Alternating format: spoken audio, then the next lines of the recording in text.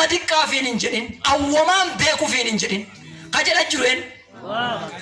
Ermiyaas isa dhuga Ermiyaas ifilaalee dubbata waaqi immoo ifilaalee dubbata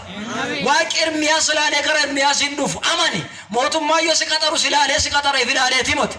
aqimii filaalee adoonte silaalee si qaxara dandeettii ka sadarkaa barnoota keetii beekumsa kee muuxannoo hojii keetii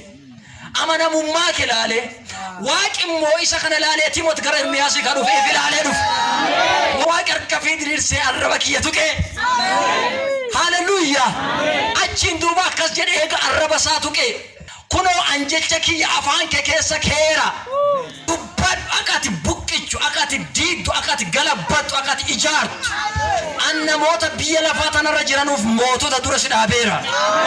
Ermiyaas waaqi mootota dura dhaabuu barbaada Ermiyaas mootummoota dura ka dhaabbatuun sadarkaa barnootaatiin adoon ta'in waaqi harka fi diriirse eega isa tuqee jecha waaqi isaan jedhe amma jalqabee jecha kiyya afaan keet keessa keera jechi mootummoota gadi qabu jecha afaan waaqaati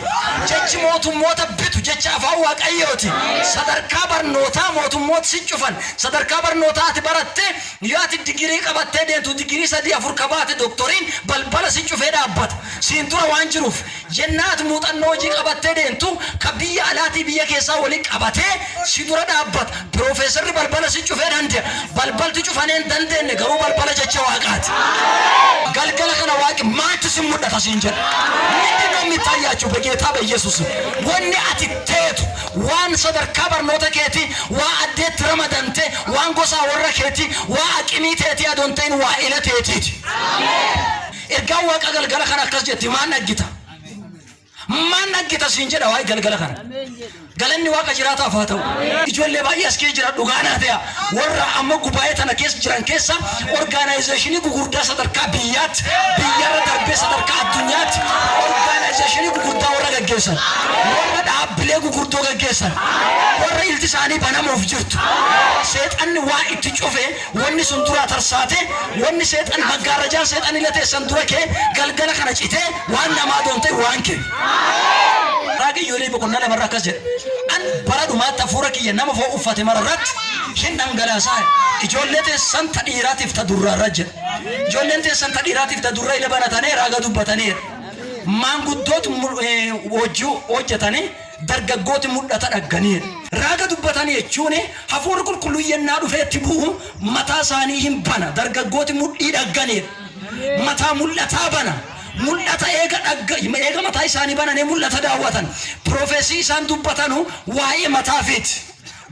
waa'ee mataa keetii rattee rifattee riba keessa kaatee adoontiin adodeentu adoteettu mataa mul'ata adu ati kilaasa keessa teettee barreessitu samaa'iinsi banan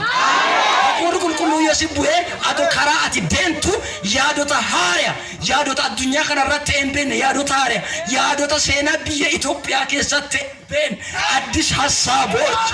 በነዛ ምን እንደሚኮረ እኮ እኔ መልእክት ነው በኢየሱስ አዶይስን ፍዳቱ ደደነና ዳንሳም እርጋት ይዱበታ ጅራን ሃሌሉያ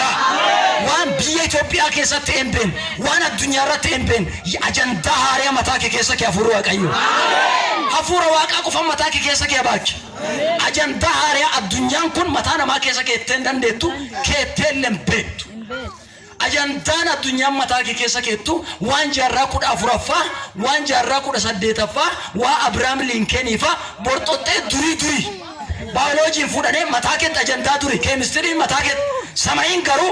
mataa isaanii eega barame waan jaarraa 14ffaa